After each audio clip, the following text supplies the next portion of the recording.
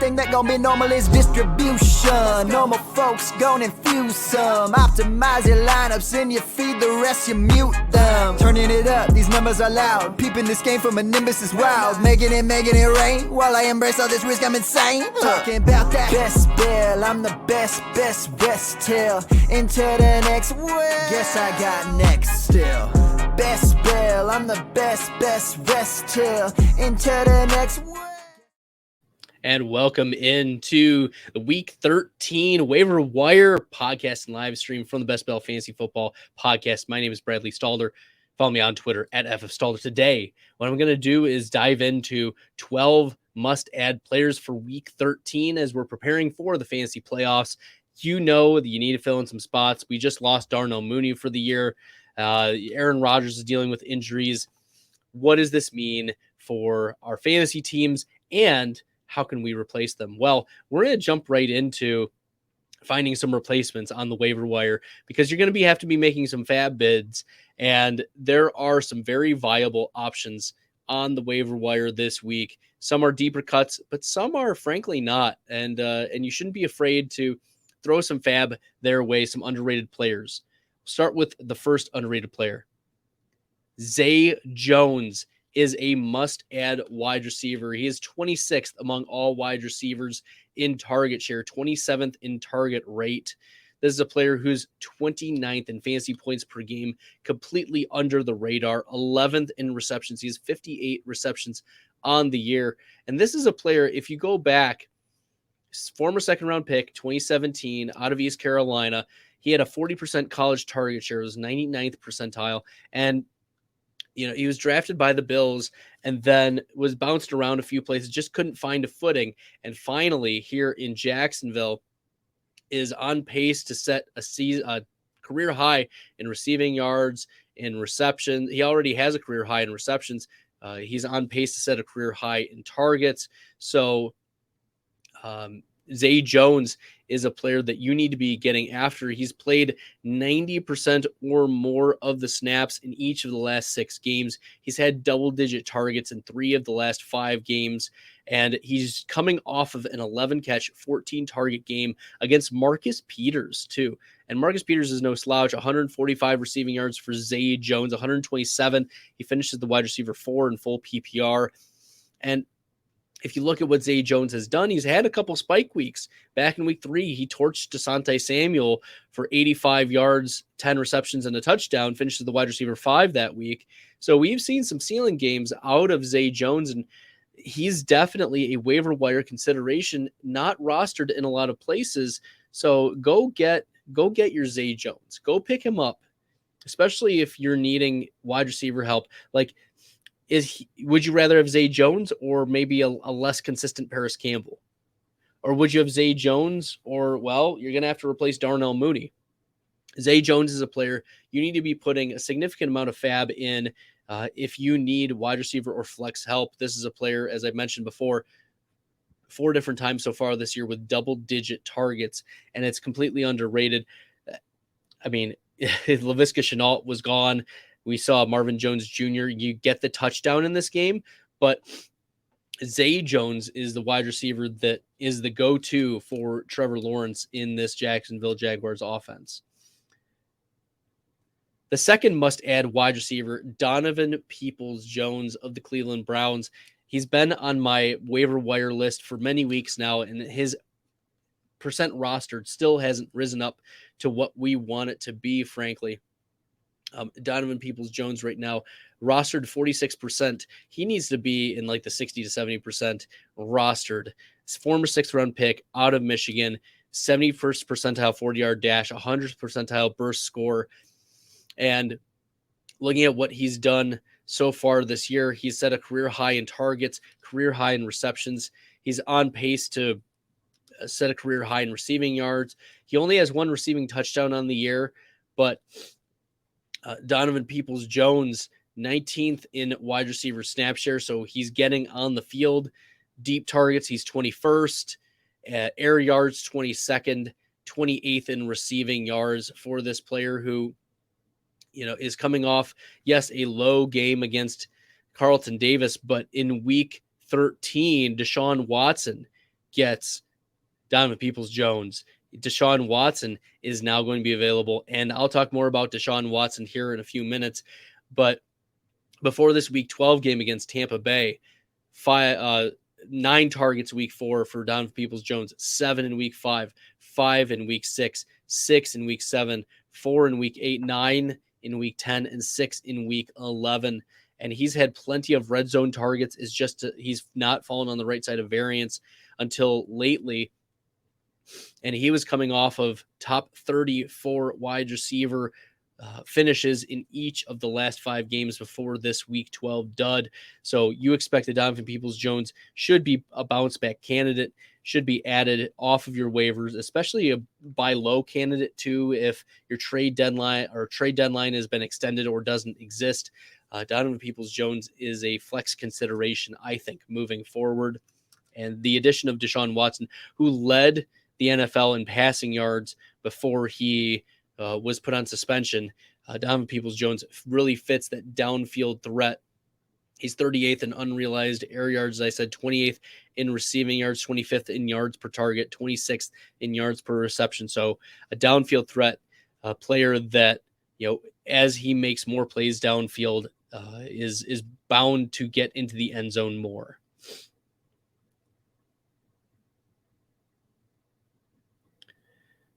Next, must add running back JaMycal Hasty. JaMycal Hasty stepped in for the injured Travis Etienne this past week. And Hasty, an undrafted running back out of Baylor, has a few years in the NFL, previously played for the San Francisco 49ers, and was used as a pass down back. But now in Jacksonville, he's been given some carries. He runs routes. He gets carries. He broke off a big run back in Week 6 against Indy, where he scored the touchdown. He finished at the running back 20 then. But in place of Travis Etienne, this Jacksonville running back role is very, very valuable. 12 carries, 5 targets, 5 receptions, 95 total yards. Finished at the running back 5 this week. And I was lower on Travis Etienne this week, but that worked out. Unfortunately, I wasn't predicting injury, but JaMycal Hasty is a player that, there was reports that Doug Peterson said that Travis Etienne was good to go, good to get back into the game, and this was merely a precaution. But JaMycal Hasty it seems like he's going to be getting a lot more work moving forward, especially with now another foot injury that Travis Etienne has had. I could see JaMycal Hasty getting into that 25 to 30% snap share, and more significantly eating into what we had seen Travis Etienne getting the majority of carries and snaps and everything. And I think he still will. This was a minor injury for Etienne, but Hasty is a player that you need to be targeting on your waiver wire. Obviously very, very productive. There's a question from ML regarding Corey Davis. Was effective first few weeks of the season, back from injury, had double the snaps of Elijah Moore this week. Great weeks 15 through 17 schedule, Detroit, Jacksonville, and Seattle. And we can talk Corey Davis for just a second, and that'll also segue into an Elijah Moore conversation. Corey Davis, right, the former 5th overall pick back in 2017 for the Tennessee Titans, did play 71% of snaps for the first time since Week 6. He did play 25% of snaps Week 7 against Denver, but this was his first full-time roll back, and he ran 22 routes, which was the most since Week 3. He only had 3 targets. He had 1 reception, 9 receiving yards. Did not do particularly well, but you have to wonder with the bad weather and with Mike White targeting Garrett Wilson. Corey Davis is an interesting speculative ad, but I'm not rushing to the waiver wire to go pick up Corey Davis. You mentioned a great weeks 15 through 17. Let's pull up the schedule for the Jets here. Okay, so the Jets weeks 15, 16, 17, Detroit, Jacksonville, and Seattle. If Mike White is the quarterback, I'm going to talk more about Mike White here in a few minutes. But White finishes the quarterback 6 this week, 22, 28, 3 passing touchdowns. If Corey Davis gets involved and still commands, his 20 to 22% target share, this year Davis is only at about 14%. You're going to need to see the targets go up for Corey Davis for him to be even a flex consideration right now. We haven't seen Corey Davis finish better than the wide receiver 48 since week 4 when the Jets played the Pittsburgh Steelers, and Davis went 5 for 74 and a touchdown on 7 targets. So I would not be rushing the waiver wire. You need to see a little bit more from Corey Davis, I think, especially with the emergence of Garrett Wilson. Icy says AJ Brown or Watson this week. I haven't done my rankings, started my rankings yet this week, but my initial reaction is AJ Brown over Christian Watson. So that's what I would say. I stole Jonathan Taylor from Miles Sanders and DK. Thoughts? Yeah, Jonathan Taylor has been crushing, and as long as the Indianapolis Colts offense doesn't implode like they did last night in a couple scenarios, Jonathan Taylor is definitely going to be a player that could be, in that league winner conversation. But Miles Sanders also crushed last week. Yeah.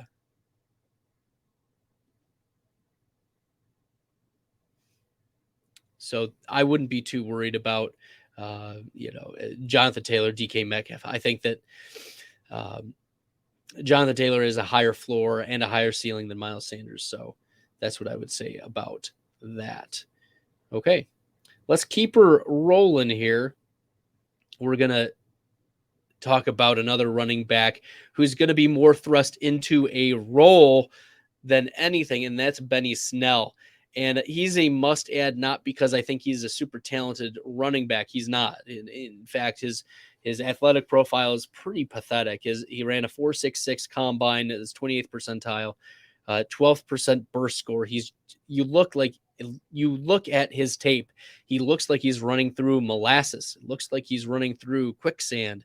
He's trying to move, and it's not very effective. And that's evident by, in 2019, 3.9 yards per carry, 2020, 3.3 yards per carry, 2021, 2.7 yards per carry. And yes, he has 12 rush attempts this year, 5.2 yards per carry, but that'll even itself out. It's not as though, Benny Snell went from a 4.66 type of running back to, a 4.3 or 4.4 type of speed. And he got 12 carries in this game with Najee Harris out. And we're still waiting how long Najee Harris might be out. It could be a short-term injury, which is what a lot of the fantasy football doctors are indicating. Benny Snell, Anthony McFarland also is, if you want to pivot off of Benny Snell and you want to take some Anthony McFarland, the former 4th-round rookie wide receiver running back from a couple years ago. But Benny Snell, he's at least had a couple games in his career where we've seen some volume from him. Week 17 in 2019, or week 6, he had 17 carries for 89 total yards. Week 12 in 2019, 21 carries, 103 total yards. He finishes the running back 20. So, if he gets a full workload, he's a back-end running back too. And I'm looking through the rest of his game logs, and I don't see a better than running back 19 finish for Benny Snell. So if you're picking him up, it's because you need a spot start for one of the running backs who might be out or injured, or, if we find out Christian McCaffrey is not good to go, then Benny Snell is going to have to plug in for you, unfortunately. And there's just not much of a ceiling for Benny Snell. You're hoping that he falls into the end zone. But a really exciting wide receiver is Isaiah McKenzie, 5th-round pick in 2017. McKenzie, oh boy, yeah, played 73% of snaps, ran the second most routes of the season. So he's played a career high or a season high snap share, ran the second most routes, had the most targets of the season, second most receptions, his most receiving yards, and he had a touchdown, finishes the wide receiver 7 with 22.3 fantasy points. And, I missed on Gabriel Davis, but I was right in the process that I said that there was going to be another wide receiver outside of Stephon Diggs for this Buffalo Bills team that was going to crush. And I thought it was going to be Gabriel Davis given the matchup, but instead Isaiah McKenzie just hyper targeted in this Bills offense. So, you know, Isaiah McKenzie is a player that you need to be going after. Like McKenzie is, where is his ranking? He's wide receiver or 25% rostered. There's no reason Isaiah McKenzie on the offense that he's tied to, the quarterback that he's tied to, Isaiah McKenzie should not be at 25% rostered. Instead, he's a player that you can have the occasional spike week. This is the second time this season that we've seen a top 10 finish for Isaiah McKenzie. And with Buffalo moving forward, you know, let me look at the rest of the season schedule for Buffalo. But let me see here. They get Miami week 15. That could be a major shootout. They get Chicago, which has a really, really bad defense, and you could see the Bills taking advantage of them there. And then Cincinnati at Cincinnati. The weather might be bad. It could be plus minus, but you have to think that this is a really good rest of season for Isaiah McKenzie, especially because James Crowder has been out with the long-term injury, and McKenzie setting a season high with routes run and target share. So there we go. Isaiah McKenzie must add wide receiver. Speaking of another must add wide receiver, former third round pick Nico Collins of the Houston Texans is a player that you need to be considering on your waiver wire and is a must add player for week 13, especially if once again you need the flex play possibility. Okay, Nico Collins, 9 targets, 6 receptions. He only had 44 yards with Kyle Allen, but he was shadowed primarily by Xavier Howard. Ran the most routes of the season, 77.3% percent of routes. He did only finish as the wide receiver 45, but if he falls into the end zone, I mean, we're talking top 20 wide receiver for Nico Collins. It played 75% of snaps. In fact, since he's been back from injury, he's played 75% or more of the snaps. And he's out-targeted Brandon Cooks in every game since he's returned from injury. So Nico Collins is the type of wide receiver that is trending upward. You need to be considering he might be on a bad offense, so he's nothing more than at best a wide receiver 2. But consider Nico Collins picking him up this week. Michael is asking from YouTube, should I start Deshaun Watson over Dak Prescott? This first week, I'm not advising starting Deshaun Watson if you have a viable candidate. Now, we look at what Dallas's schedule looks like, and they get the Indianapolis Colts. They should be able to crush against the Colts. So I'd start Dak Prescott week 13 over Deshaun Watson. Plus, you want to see it from Deshaun Watson. It's been, over 20 months since we saw Deshaun Watson play, and he gets the Houston Texans, right? And the Houston Texans, as bad as they are on defense, they don't give up a lot of quarterback points, and they don't give up a lot of wide receiver points. So you're not going out of your way to aggressively play Deshaun Watson this first week.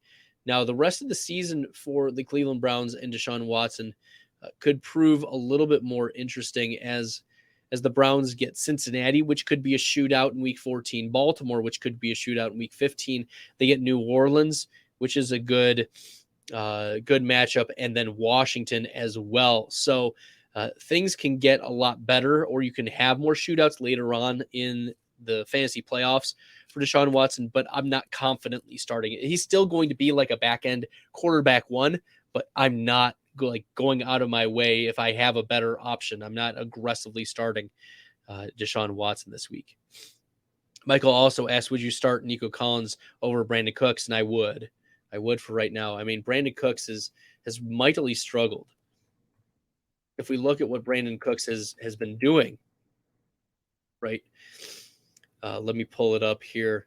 Over the last 3 weeks, Brandon Cooks 4 for 37, 3 for 70, 5 for 59, right? He's been out targeted by Nico Collins every week, and he's had between 8 and 11 fantasy points each of the last 3 weeks. And you're thinking to yourself, well, like, what could I do? You got to go with the guy who's getting more of the targets and is also a downfield threat and trending upward. And that, I think that's Nico Collins for right now. Brandon Cooks has not finished as a top 12 wide receiver on any week so far. The best he's finished is wide receiver 14, and he's only finished as a top 24 wide receiver twice, week 1 and then week 4. So we've seen wide receiver 69, 48, 37, 50, 38, and 41 each of the last 6 weeks. That's not getting it done for you. It's not getting it done for you. The lack of touchdowns really hurts all of the Texans pass catchers. So if I'm leaning somebody, I'm leaning Nico Collins. But, Brandon Cooks still is commanding a 21% target share on the season, 23% target rate. So I would still lean Nico Collins. Michael is a weekly viewer. Thank you, Michael. I appreciate you jumping in and chatting with me today. You love what I'm doing. I appreciate you. Make sure you're sharing it with your friends and buddies and everything. I really appreciate you jumping in here, Michael, and asking the questions about some of the waiver players. Slammy is asking, should I trade away Mike Evans and Dameon Pierce for CD Lamb? Absolutely, you should. Absolutely, you should. You should have already slammed that deal. You should have accepted a long time ago.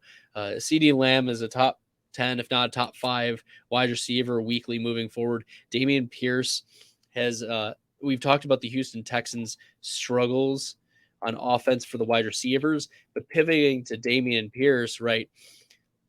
Yes, he's been a sensational story at the beginning of the year. He was running back 9, 5, 11, 18, 20, 13, 18. But over the last 2 weeks against Washington and Miami, he's been mostly game scripted out of these games, and he has 15 total carries, 9 total targets, and 33 total yards. That's not getting it done for you. And there's not reasons for optimism either. It's not like, oh, Dameon Pierce is this generational talent. No, Dameon Pierce was a 4th-round pick, 50th percentile speed, 4th percentile agility, 48th percentile burst. Like, he was a decent player at Florida, and he had an amazing stretch run.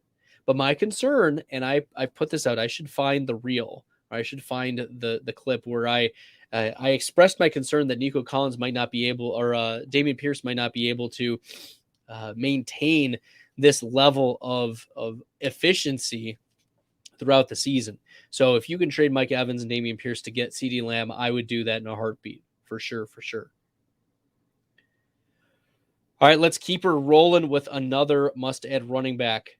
Zonovan Knight, the undrafted rookie out of North Carolina State. His player profiler comp is Khalil Herbert. He's got average speed and 40-yard dash from the combine, but his agility score is very, very interesting, almost 90th percentile. This was a player who, caught some passes at North Carolina State, and when he was able to see the field in week 12 against Chicago with Michael Carter dealing with the ankle injury, Donovan Knight, 14 carries, 3 targets, 3 receptions, 103 total yards. He didn't have a touchdown, but he finished as a top 24 running back. And you have to be happy with that. And so if Michael Carter misses this coming week, it was already Zonovan Knight getting, 5 of the 14 carries. He got 30 to 35% of the carries with Michael Carter in the lineup. And now Michael Carter dealing with the ankle injury. We should see and get more updates about whether Carter is going to be available for week 13. But that's why Zonovan Knight is a must add, because imagine he gets 65% of the snaps.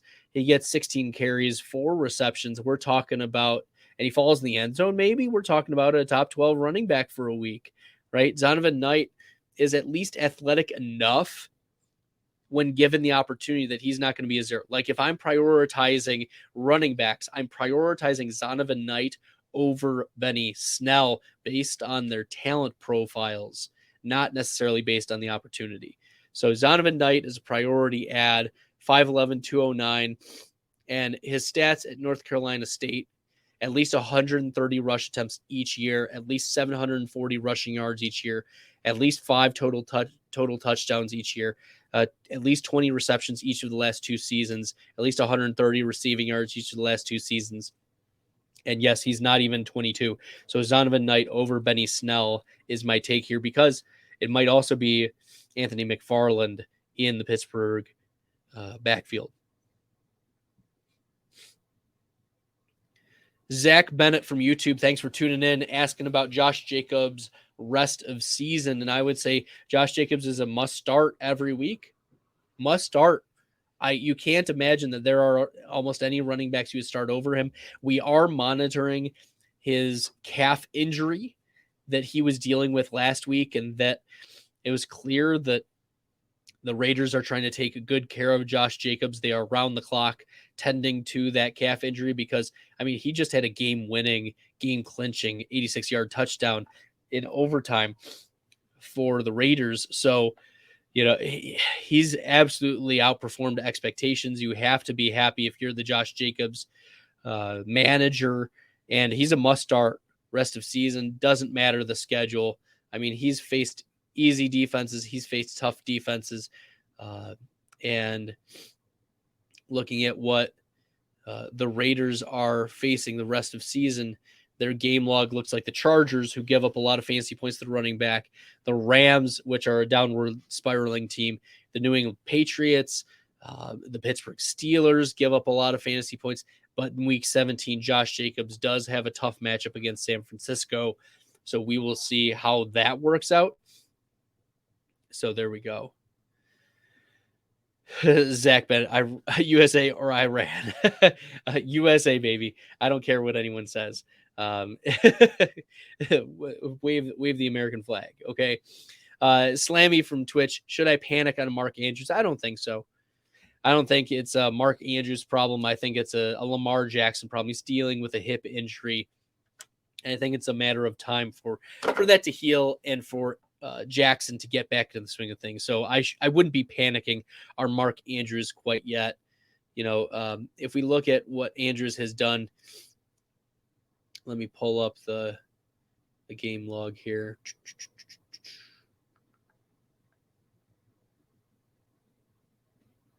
There we go.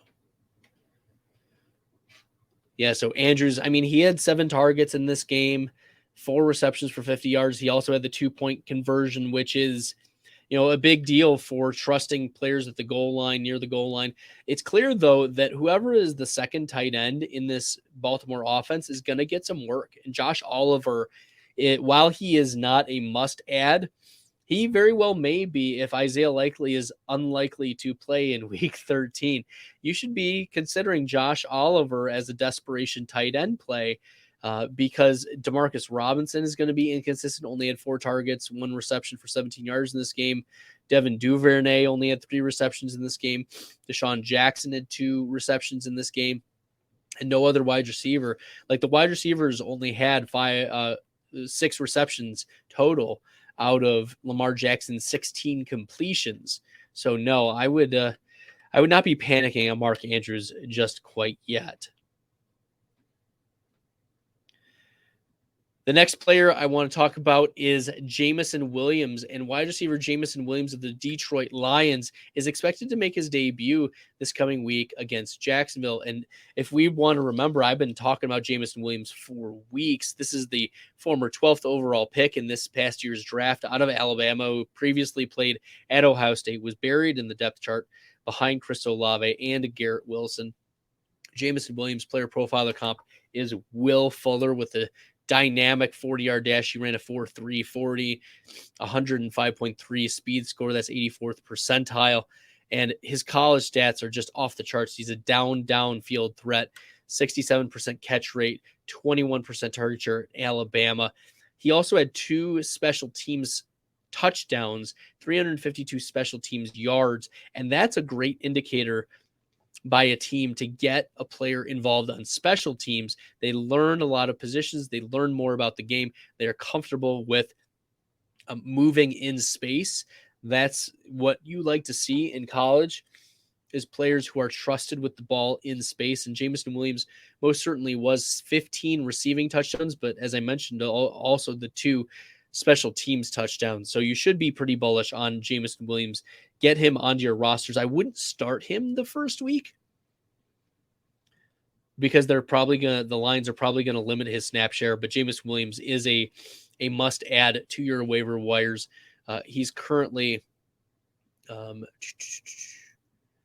rostered, so 70% of your leagues, you should be able to go get Jameson Williams.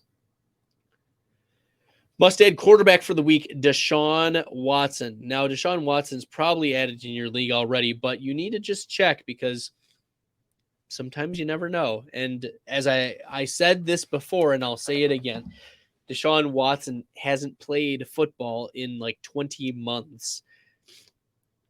Doesn't mean he's not going to be bad, or doesn't mean he's going to be good coming out of the gate. I think this Houston matchup is as much as a revenge game narrative. I think it's also they're just going to hand the ball off to Nick Chubb and Kareem Hunt, and this is a Nick Chubb game, a Nick Chubb game script, game flow, and Deshaun Watson is a must-add for the future because of his schedule, because of what the Browns face near the end of the season. As I mentioned, Cincinnati, Baltimore, New Orleans, Washington to close out the fantasy football year. So Deshaun Watson, especially in your Superflex leagues, he's probably already rostered, but maybe he's still hanging out there. So go see if Deshaun Watson is available on your waiver wires.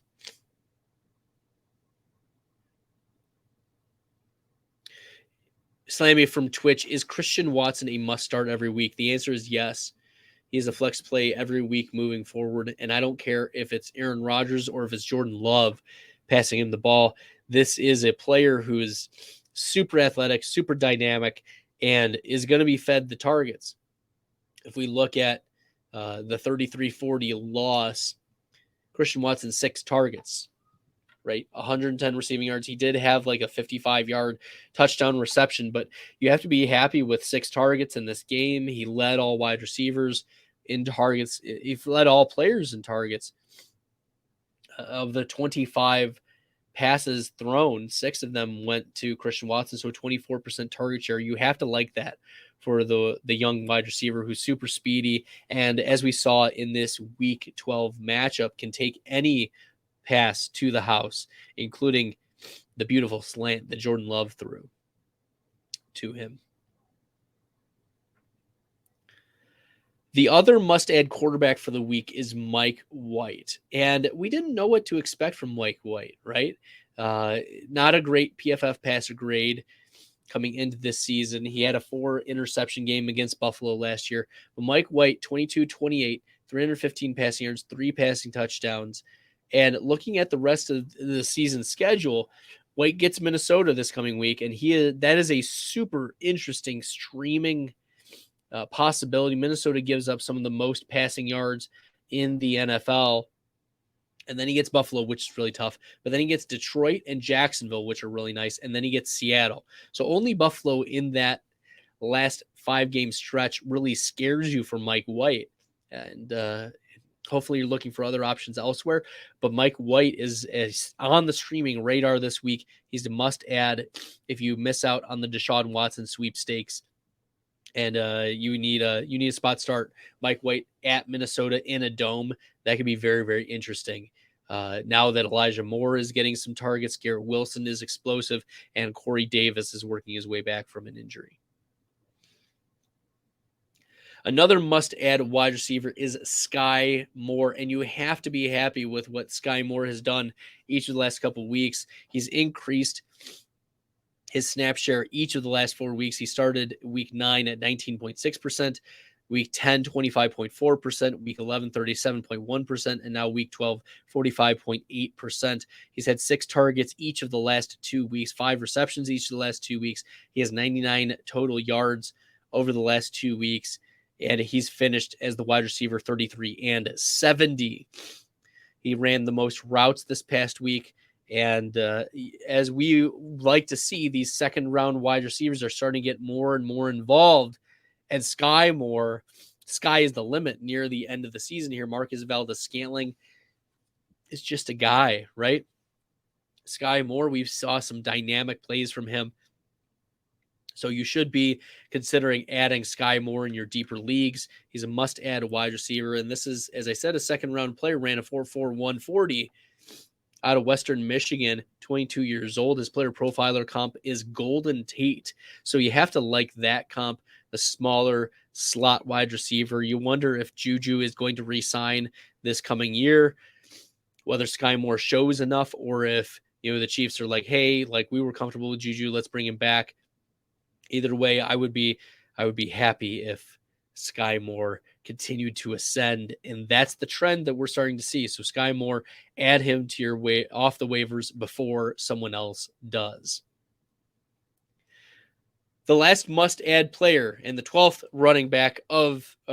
player running back, Tyrion Davis-Price, the former third-round pick this past year out of LSU. Davis-Price, 82nd percentile 40-yard dash, 90th percentile speed score. He's bursty enough. He's not very agile, but with Elijah Mitchell dealing with an MCL sprain and Christian McCaffrey dealing with a knee injury, Tyrion Davis-Price, who was inactive for this game, is an interesting player. Week 2 against Seattle, Tyrion Davis-Price, 14 carries, 2 of them in the red zone, 33 total yards. He did finish as the running back 55, but since then has been injured and then a healthy scratch. So Tyrion Davis-Price, this might be an opportunity to buy low on a running back who we've seen the San Francisco 49ers utilize their running backs in very fantasy relevant ways. And if Christian McCaffrey is limited this week 13, Tyrion Davis-Price could very much show up on the scene in the double-digit carries, and he doesn't do very much through the air, 17th percentile college target share, and he doesn't have any receptions on the season. But Tyrion Davis-Price is a running back that could be a first and second down grinder if they want, if Shanahan wants to use Christian McCaffrey more exclusively in like a pass catching role for the next couple games. Tyrion Davis-Price, add him to your fantasy rosters. Mac Hollins or Darius Slayton rest of season. I think it's Darius Slayton, right? with Wan'Dale Robinson out for the year with a torn ACL, we saw for the third straight game, Darius Slayton play 80+% of the snaps. He ran 27 routes. He had 6 targets. He went 3 for 63 on 103 air yards. Yes, he only finished with 9.3 fantasy points in PPR, but you have to like the targets. You have to like the snaps. You have to like the routes. And with how much Josh Jacobs has been crushing, with Foster Moreau's involvement, and obviously Devontae Adams, Mac Hollins is second behind Darius Slayton if I were to rank them. 5 targets, 4 receptions, and a touchdown for Mac Hollins. He got lucky against Tariq Woolen. So I would still go with Darius Slayton over Mac Hollins, although I do get the love for Hollins. There have been a couple spike weeks for him. It's just I would trust Darius Slayton more with his role. That's how I'm operating moving forward, Michael. All right, that'll do it for today's podcast and live stream. Thank you so much, everyone, for tuning in. If you want to ask more questions about players, be sure to comment on this live stream video on the YouTube channel. Make sure you're hitting that subscribe button. Appreciate y'all doing that. Hopefully you took away some advice and some actionable pieces from this live stream for your waiver claims that you have to make tonight. And best of luck. Hopefully all your fab bids go through. There's nothing worse than like being $1 off, or you tie with someone else and they just had the higher waiver priority. That's always devastating. So best of luck this week with your waiver wire bids. I'll be sure to post each of these players that I say are must adds. I'm going to add them as individual little videos to the YouTube channel. So if you want to rewatch those, you can, or if you want to rewatch the whole thing live stream, you can do that as well. All right, everyone. Thanks so much for tuning in. Until next time, good luck in the fantasy football streets. Good luck with your waiver wire bids. I embrace all this risk, I'm insane. Talking about that best bill, I'm the best rest till into the next world. Guess I got next still. Best bill, I'm the best rest till into the next world. Guess I got next still.